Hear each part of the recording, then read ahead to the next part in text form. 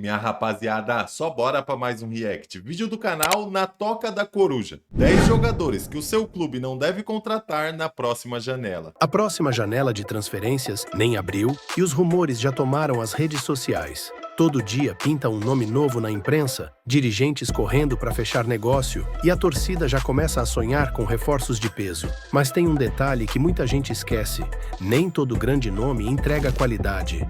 E é aí que vários clubes caem na mesma armadilha de sempre: aquele jogador caro que vive mais da fama do que do desempenho e que pode virar uma verdadeira bomba relógio dentro do elenco. E os dirigentes não tá nem aí, ele só quer trazer jogador para mostrar ali pra torcida. Ó, nós tá trazendo reforço. Às vezes ele nem olha para ver como tá a situação do jogador, se ele tá bem ou se ele tá mal, tá ligado? Ele só quer trazer para mostrar que ele tá fazendo o trabalho dele.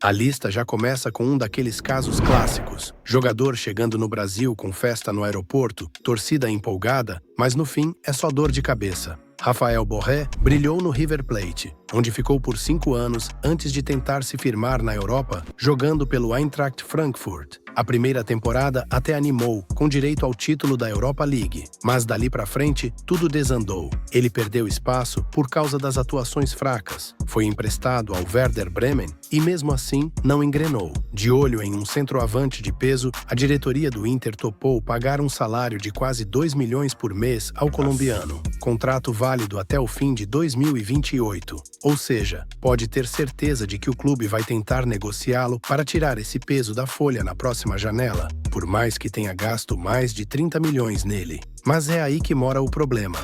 Você é louco, o salário do Borré é altíssimo e o cara não tá rendendo nada. Eu olhei as estatísticas dele aqui, eu acho que ele fez 5 gols nesse ano. É loucura, pô, pro centroavante que ganha 2 milhões de reais, o cara tem que render mais. E antes, o Borré era craque, eu não sei o que aconteceu com o futebol dele. No River Plate, ele tem uma moral absurda. Naquela final contra o Flamengo lá em 2019, que o Gabigol fez aqueles 2 gols no finalzinho, ele que tinha feito o gol do River Plate, que tava dando título até aquele momento. Vacilada, filho.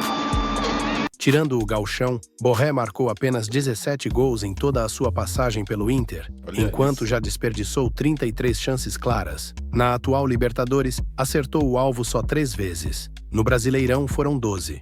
Somando todas as suas finalizações no ano, sua taxa de conversão em gols é de apenas 10%. Você vê que a fase tá ruim, né? O cara não acerta o gol. Até quando tem pênalti, moleque, ele tá chutando na trave, tá difícil. Então, fica o recado: torça para que o nome dele não esteja nos planos do seu time para o próximo ano. Eu tinha diminuído 1 gol, o Borré fez 6, mas você é louco, o cara jogou 34 jogos e ele não é aquele centroavante considerado comum. Ele veio com status de craque, seleção colombiana, e olha o que ele entregou. Nada de nada. Mas o rival gaúcho também não fica atrás quando o assunto é erro de planejamento. Um exemplo claro é a contratação de Cristian Pavón por quase 20 milhões de reais. É verdade, ele Pô, o Pavão é aquele lá do Boca Juniors. O que tá acontecendo com esses jogadores? A Liga Argentina tá de presepada, eles vêm pro futebol brasileiro e não conseguem fazer nada, sendo que no futebol argentino eles eram considerados como que jogador acima da média. surgiu como uma grande promessa no Boca Pavón Juniors, era brabo comprado no ainda Boca. muito jovem quando estava na base do Talleres. Sua primeira temporada foi absurda, chamando a atenção de scouts do mundo inteiro. Só que, ao longo da carreira, o extracampo pesou muito. Pavón já se envolveu em acusações de abuso sexual, protagonizou a cena bizarra de arremessar um bebedouro do Mineirão após um jogo contra o Galo, que ironicamente o contrataria logo depois. E mais recentemente, tentou cuspir em um jogador, mas acabou acertando outro policial. Esse aí Pô, tem jogador que tem um talento absurdo, tem tudo pra se dar bem no futebol, só que não tem cabeça. E se não tem no cabeça, já era, vai acabando com a sua carreira. E olha o que aconteceu com o Pavão. O cara era bom, tinha potencial, mas fora de campo ele é problemático. tá pedindo para dar um rolê E de aí começou camburão. a afetar dentro Comportamento de campo. conturbado, somado a um estilo desmotivado e pouca entrega dentro de campo, formam um combo indigesto. Não à toa, a diretoria gremista precisa procurar um jeito de se livrar desse contrato que pesa quase 1 milhão de reais por mês. E quando olhamos para os números, mais uma vez ignorando o gauchão, a situação piora. Pavón não marcou nenhum gol e, apesar de ter brilhado contra o Botafogo, distribuiu apenas 6 assistências. Em resumo, armadilha pura. 32 jogos, 0 gol e 6 assistências. Pouco demais, pô. Ainda igual eu tava falando, ele vem no mesmo caso do Borré. O clube paga caro, com status de craque, e o cara simplesmente não entrega. Tenho certeza de que Aqui é loucura. O Soteldo, pra vocês terem noção, ele ficou 1 ano sem fazer gol. Ele fez gol esses tempos aí contra o Grêmio para um atacante que é da seleção da Venezuela. O cara é considerado ali um jogador top. Ele não faz nada, pô. O Soteldo é aquele cisca-cis que não sai nada de nada. muita gente que acompanha o canal adora jogar um modo E ainda só jogou em time bom, né? Tava no Santos, aí do Santos ele vai pro Fluminense, que também é bom. carreira. Aquele frio na Loucura. barriga nas negociações, a missão de achar a peça perfeita para o elenco, a satisfação de comprar barato e vender caro, é tudo muito legal. Mas na vida real, a história muda um pouco. Principalmente no Brasil, onde os treinadores não deveriam forçar contratações, não por falta de capacidade de avaliação, mas por um motivo simples: tempo. Técnico por aqui raramente dura. Eles vão embora rapidinho, mas o problema que deixam fica ali, pesando nas contas por muito mais tempo. Pô, isso daí que ele falou também é verdade, né? O treinador pede lá tal jogador, aí daqui a pouco o time vai ruim, perde 5 seguidas, ele é mandado embora e aquele jogador fica lá. Chega o outro treinador e fala: eu não fui com a sua cara, eu não fui com o seu futebol. Pô, ele fica lá na geladeira abandonado, só que a despesa fica pra quem? Fica pro clube. Então o clube tem que sempre refletir em quem tá trazendo. Se realmente o time tá precisando daquela peça, que seja um zagueiro, um lateral, um atacante, tem que avaliar certinho, pô. É o dirigente que manda pra ver se aquilo ali vai ser útil. E o exemplo perfeito disso é Jefferson Soteldo. O ponta-esquerda, que rodou por vários clubes do Brasileirão, carregou um certo hype por um bom tempo, mas acabou se tornando um verdadeiro prejuízo nas finanças do Fluminense. Tudo graças a um pedido de Renato Gaúcho. Primeiro ponto, o venezuelano custou 30 milhões de reais por apenas 50% dos direitos e ainda Aquele já custou caro demais pelo que ele tá entregando. O Soteldo só tá, igual eu falei, cisca-cisca e não entrega nada. com uma cláusula bizarra. Se o Flu não vendê-lo até o fim de 2026, é obrigado a comprar a outra metade.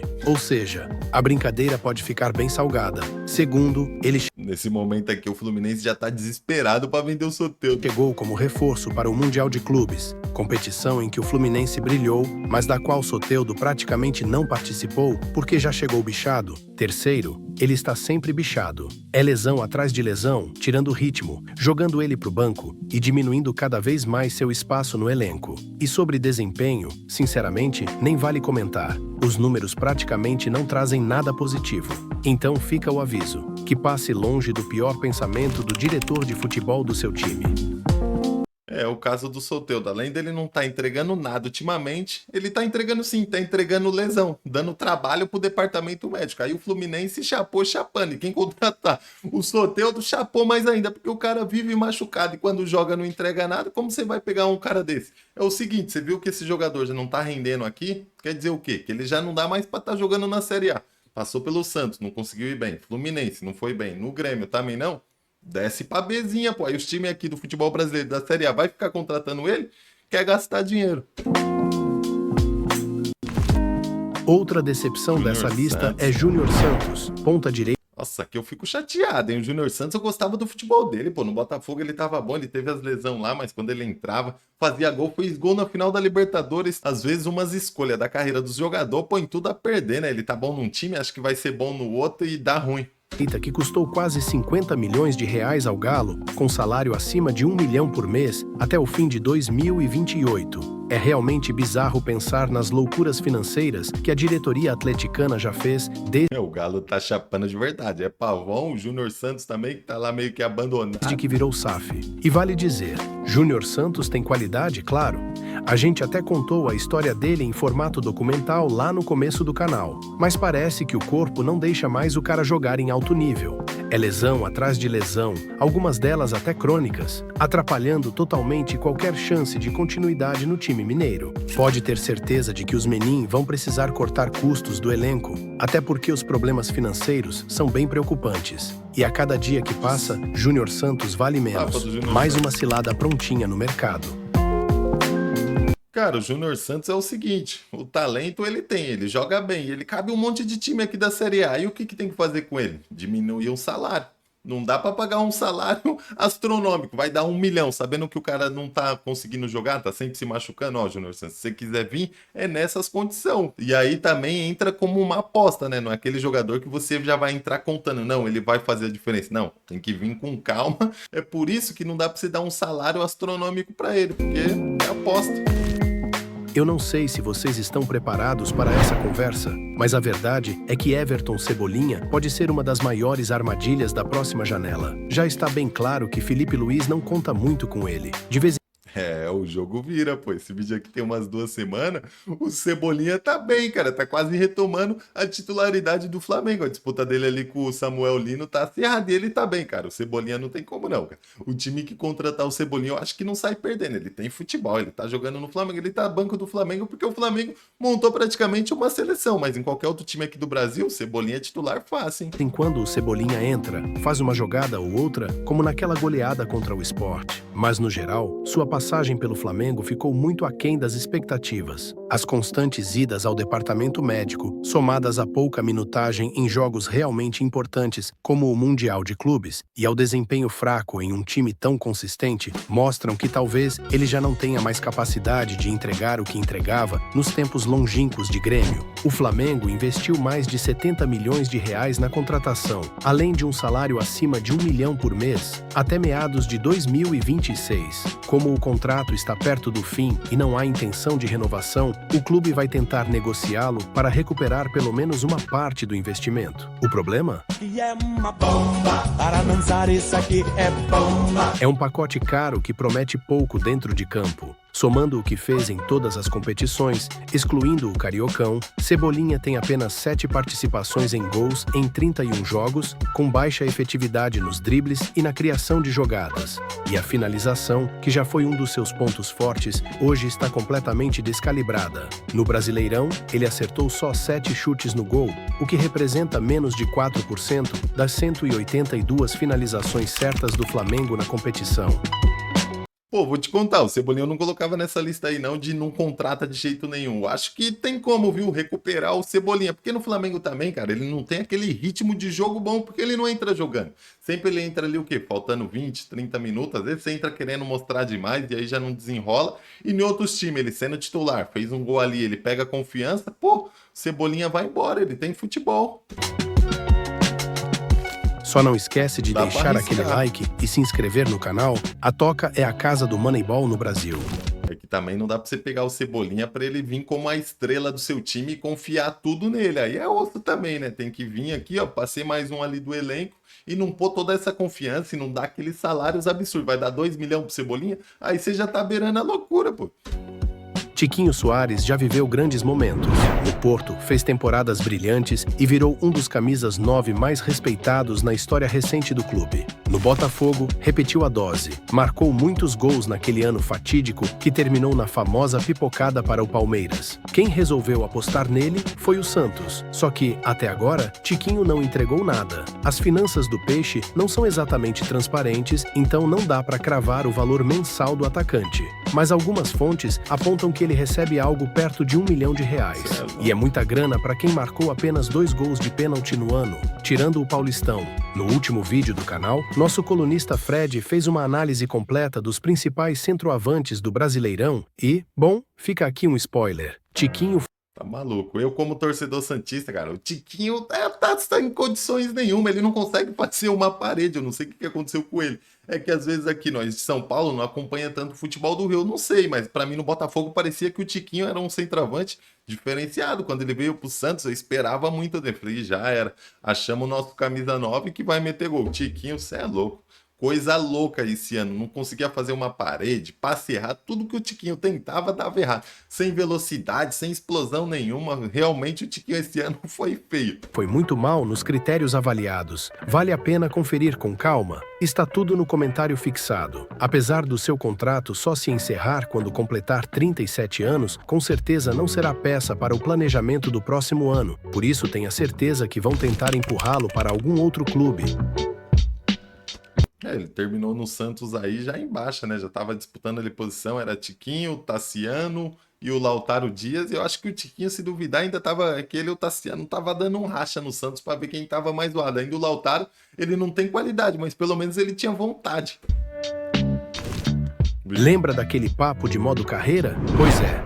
Falar desse nome aqui dá até uma tristeza, porque Thales Magno já foi craque em muitos dos saves aqui do ADM, mas no mundo real, o mágico não tem conseguido confirmar as expectativas. É fato que Thales já mostrou muita qualidade e talento, isso ninguém discute, mas é extremamente inconsistente e deixa o emocional pesar demais quando começam as críticas. Hoje ele está em baixa no Corinthians e dificilmente seguirá no clube após o fim do empréstimo com o New York City, que encerra. Caramba, o Thales Magno também. Eu esperava mais dele, pô. Quando ele surgiu, o moleque jogava muito, era o drible, carretilha, aí foi lá para os Estados Unidos, voltou. Teve umas fases no Corinthians que ele tava bom, mas resumindo mesmo, ele tá zoado. No último jogo aí que teve contra o Juventude no Brasileirão, pelo amor de Deus, os golzinhos que ele perdeu é falta de confiança puro. Seguinte, vai ter que procurar novos ares, mas o time que botar fé nele aqui é loucura também, porque ele não entregou nada no Corinthians. Agora no fim do ano. O problema é que seu valor de mercado despencou depois de uma temporada apática. Seu nome já não causa o mesmo frisson daquele início empolgante no timão, quando marcou gols importantes, como o da Sul-Americana contra o Bragantino.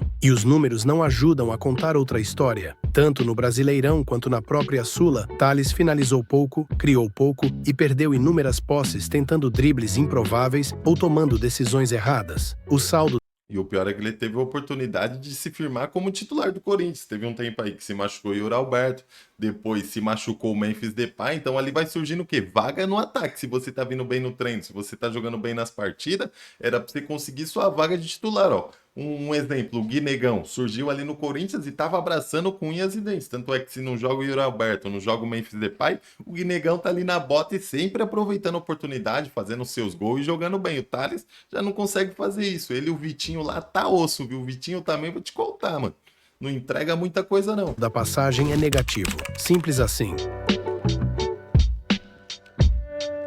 O Botafogo vai precisar aliviar a folha salarial e recuperar parte do investimento feito nos últimos anos. Por isso, pode apostar que uma barca de saída vai zarpar ao fim da temporada. E entre os nomes negociáveis, certamente estará Matteo Ponte, lateral direito de apenas 22 anos que chegou ao Fogão quase 2 anos atrás.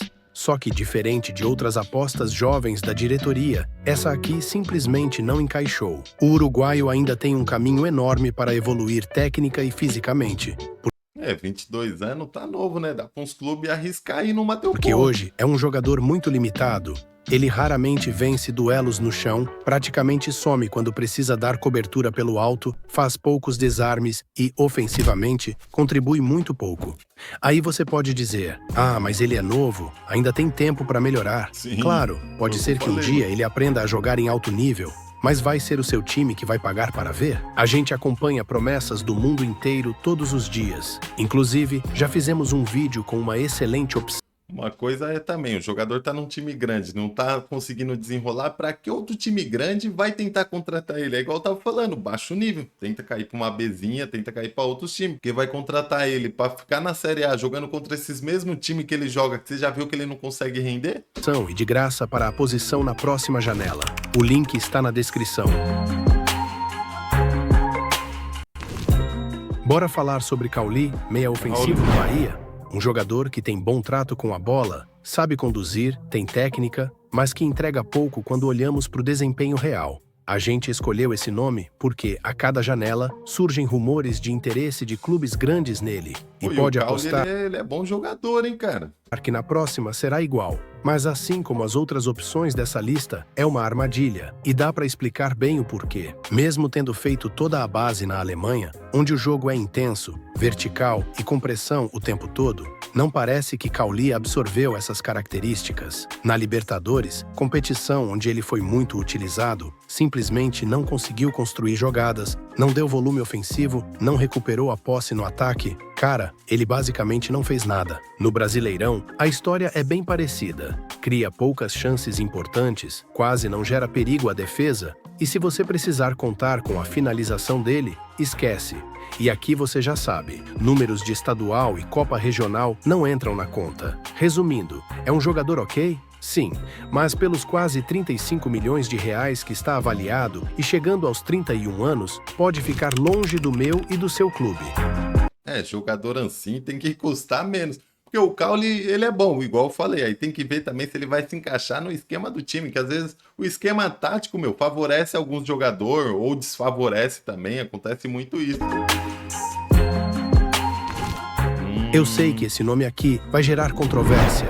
Afinal, Aqui gerou. Aqui já gerou controvérsia pra caramba em mim, pô. O Gabigol, cara, eu contrataria. Já vou dando um motivo antes dele falar aí do Gabigol. O Gabigol chegou no Cruzeiro pra ser a estrela. Só que o que aconteceu? O Caio Jorge fez a temporada da vida dele. Tá jogando muito futebol e tava pedindo passagem. O Gabigol tinha que ir pro banco. Mas, cara, sinceramente, o Gabigol ainda consegue entregar bastante coisa, pô. Mas também ele não vai ser aquele jogador de 2019, que ele tava puro, tava bem fisicamente, faro de gol, fazia muitos gols, mas ele ainda consegue entregar bastante. Ele no Santos, por exemplo. Você acha que ele não ia entregar mais que o Tiquinho Soares? Pô, tá maluco, o Gabigol competitivo, ainda ele tem qualidade, consegue fazer seus gols. Gabigol, em alto nível, é jogador de seleção brasileira, sem exagero, mas faz muito tempo que a gente não vê aquela versão decisiva, tipo a do título do Flamengo sobre o River na Libertadores. Hoje, Gabigol ele custa esquece. quase 3 milhões de reais por mês, somando salário, direitos de imagem e luvas. É um valor absurdo para um jogador que passa muito mais tempo no banco do que em campo.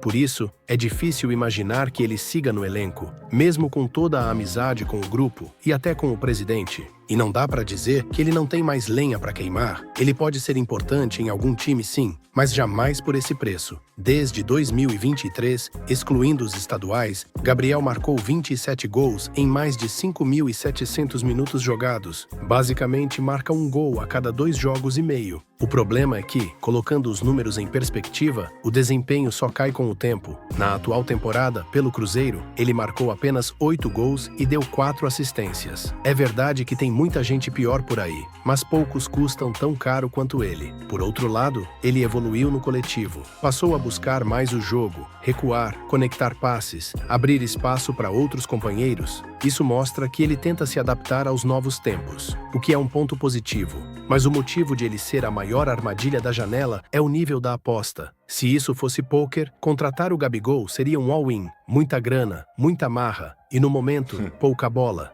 Agora imagina, aquele jogador importantíssimo. Cara, o Gabigol é o seguinte, na minha opinião, ele ainda consegue entregar bastante. Igual ele falou, agora ele não tá conseguindo jogar só de centroavante, não. Ele consegue recuar mais um pouco, fazer umas 2 posições ali dentro de campo, só que você não pode contratar o Gabigol para ser o protagonista do seu time. Você já tá vendo que nos últimos anos ele não tá rendendo igual o Gabigol de 2019. Então você precisa o quê? Ter um elenco bom, fazer bola chegar nele, que ele vai fazer os gols. O Gabigol é matador, ele joga muito. E também abaixar o salário dele. Não adianta você querer dar pro Gabigol 2 milhões de reais e colocar ele pra ser o cara do time aí. É loucura. Vai dar ruim pro time que contratou ele e vai perder grana. Do seu elenco, que está com renovação travada, ou até sem receber alguns direitos, vê a diretoria trazendo um nome desse. É a receita perfeita para rachar o grupo, criar um clima ruim e desalinhar todo um planejamento. Rapaziada, dessa lista aí, eu acho que o que eu apostava mesmo assim, de verdade, que dava, era o Gabigol e o Cebolinha, pô. Acho que esses caras ainda têm um futebol pra queimar, só que igual eu falei, não pra ser a estrela absoluta do time, rapaziada. Se vocês gostaram aí do React, curte, comente, se inscreve no canal, vai me dar aquela moral enorme. Tamo junto e até o próximo React.